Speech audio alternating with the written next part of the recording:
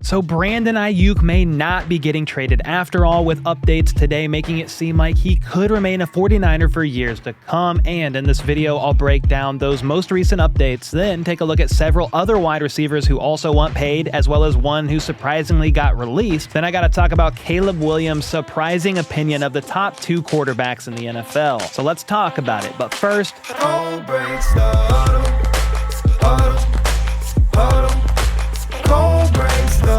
Alright, first up, if you have no idea who I am, I run a different channel called How About Those Chiefs, where we cover Chiefs news pretty in depth, but I've always wanted to start a NFL channel, just covering NFL-wide news, things that interest me and stuff like that. It's stuff that really wouldn't make sense on my How About Those Chiefs channel. So with that being said, here's the first ever video of Cole Breaks the Huddle. First up, while Brandon Aiyuk is still a member of the 49ers, we are now inching ever so slightly toward a trade, I think. Aiyuk and the Niners have been unable to come to terms on a new deal, and with the 26-year-old wideout entering the last year of his rookie contract, he officially requested a trade back in mid-July. He's also reported a training camp, but is holding in while a trade is potentially being explored here. Adam Schefter recently reported that the 49ers are now willing to listen to trade offers for Brandon Aiyuk and have given him permission to negotiate a contract with other teams. And the main 3 teams coming up are the Browns, Patriots, and finally the Steelers. Now, Pretty Ricky, the mysterious, anonymous People's Insider on Twitter, has been adamant that Aiyuk was ultimately going to end up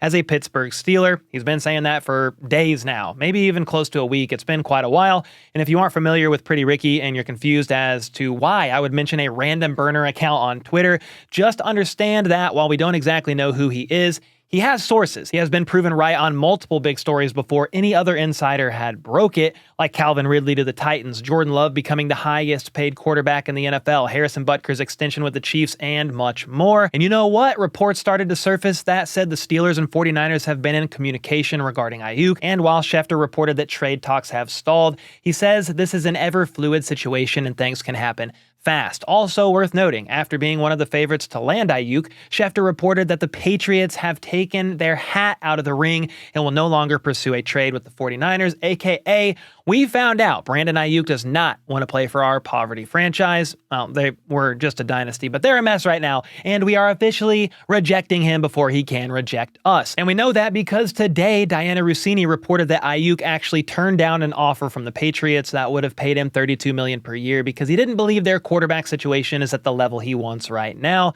And I would imagine that's why he also doesn't want to play with the Browns, who would want to play for Deshaun Watson. But then I'm still curious why he would want to so badly play for the Pittsburgh Steelers, because it's a toss-up between Russell Wilson and Justin Fields right now. I feel like the future for that quarterback room on that team is even bigger of a question mark. Fields is not under contract after this year, and neither is Russell Wilson. On top of all that, Tom Pelissero just tweeted out today at about 4 p.m., August 9th, the 49ers have made a renewed effort in recent days to strike a long-term deal with wide receiver Brandon Aiyuk. Sources tell both him and Mike Garafolo. The situation is fluid, and other teams, including Pittsburgh, are still in the mix, but a return to San Francisco appears increasingly possible. Then Jordan Schultz of Bleacher Report said sources, 49ers star wideout Brandon Aiyuk recently had a sit-down meeting with Kyle Shanahan and others in the organization where, quote, some open and candid thoughts were expressed. The two sides have since restarted negotiations on a long-term deal, and there is some optimism that Aiyuk could remain in San Francisco.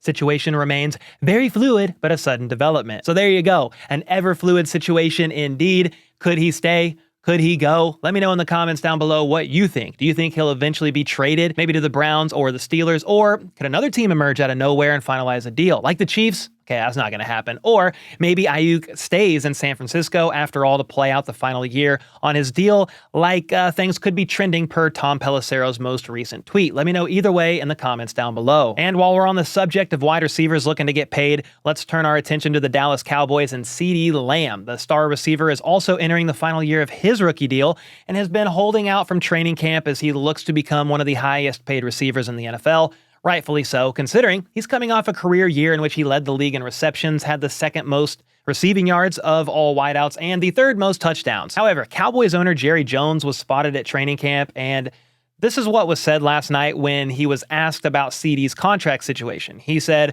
"I don't have any urgency to get it done," to which CeeDee Lamb responded by quote tweeting this and saying LOL. Apparently, he also removed America's team from his Twitter bio, and while I know that sounds dumb to speculate on, it's the era we live in nowadays with players sending subliminal and not so subliminal messages via social media, and the message that CeeDee is clearly trying to send is that he is not very happy. Now, apparently there is a bit more context to this Jerry Jones answer than that because Nick Harris, who covers the Cowboys for a living, also shared this last night.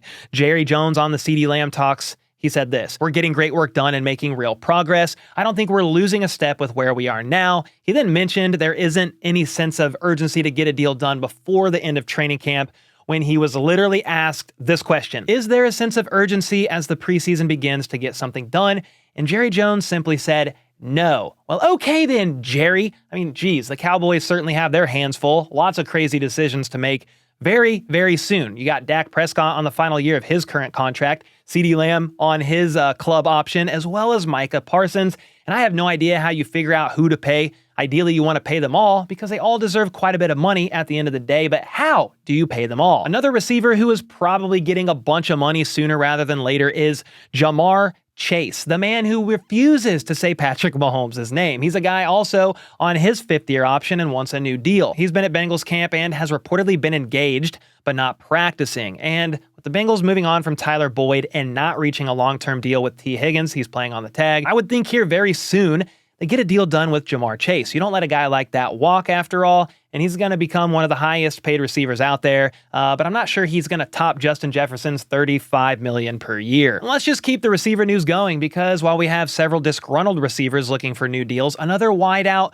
is soon to be looking for a new team, and that's JuJu Smith-Schuster. He was just released by the New England Patriots today.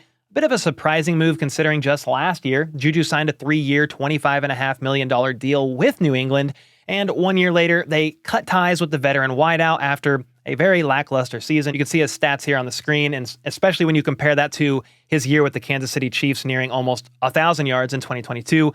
Definitely a down year for him. And so 1 year later, they move on from him and are even eating $9.63 million in dead money to do so. The question is, if JuJu's knee really is fine, who's going to sign him next? It'll probably have to be a pretty cheap deal that JuJu would agree to, and he would also need to be willing to be a team's wide receiver 3 or 4, but I'm sure several teams will at least look into possibly bringing him in. And I guess we're just going to say the first video on this channel is a show all about wide receivers because before we get to Caleb Williams' very interesting picks for the best quarterbacks in the league, we got to talk about Josh Allen and Bills coach Sean McDermott's recent comments on Stefon Diggs. Obviously, Diggs was traded to the Texans during the offseason, and the Bills ate a piss ton of dead money to do so. So now Bills players and coaches are getting peppered with questions surrounding their former teammate. And when Josh Allen was asked if he misses Diggs, while he did emphasize that Stefon is a great player, it doesn't sound like he's losing any sleep over the trade. Steph's a great player, and what he brought to this team was special. Miss is I don't know if I'd say miss. Then when Sean McNine11 was asked about the new look in the wide receiver room, he said, quote, "I like where the unselfishness is for that position." Allow me to translate both of their comments, please. Stefon Diggs is an incredibly talented receiver, but unfortunately, he's a bit of a nut job and has been a headache for all of us over the last 4 years. We're grateful for his time here, but we are even more grateful that he's gone. And while I'm intrigued to see how Diggs does in Houston on his reworked 1-year deal, he's on a contract year, and I think it's undefeated for most people. I'm also intrigued to see how Josh Allen and company look on offense with new additions to their receiving room, like MVS, Curtis Samuel, and their newly drafted Keon Coleman. All right, next up, Bears rookie quarterback Caleb Williams was recently on the Up and Adams show with Kay Adams, and he had a pretty interesting take about who the best quarterbacks in the league are. Matthew Stafford is probably, I don't think I can name 2 or 3 quarterbacks that play the position better than Matthew Stafford. Wow. You're telling me he's better than Josh Allen. He's better than, like, that. That's... Matthew Stafford is Matthew Stafford. Aaron Rodgers right now in the game is my number 1 QB. Yes. Which obviously, last year he got hurt and things like that, so that's, it kind of varies for the top 100. But Matthew's top 2 in the league. Well, maybe he thought she asked him who he thinks the oldest quarterbacks in the league are, or maybe who he thinks takes the most mushrooms and sits in a dark room. I don't know, just trying to give him the benefit of the doubt. And this isn't to knock those guys, even though I just made fun of them both. Obviously, each of them have won a Super Bowl and have had great careers. And I know I'm a Chiefs fan and have some bias as to who the best quarterback in the NFL is, Patrick Mahomes. I would still find it pretty difficult, even if my answer wasn't Patrick Mahomes, to rank Stafford or Rodgers even in the top 3. They are definitely top 10, and you could maybe even argue them top 5, but top 2? I don't think so, Caleb. I mean, you have Mahomes, Allen, Burrow, Lamar. Those are probably most people's top 4, though again, you could maybe argue your case there if you would like. And that's where I want to pass the question off to you guys. What are your thoughts on the top 5 quarterbacks in the NFL today? Let me know who yours are in the comments down below. And until next time.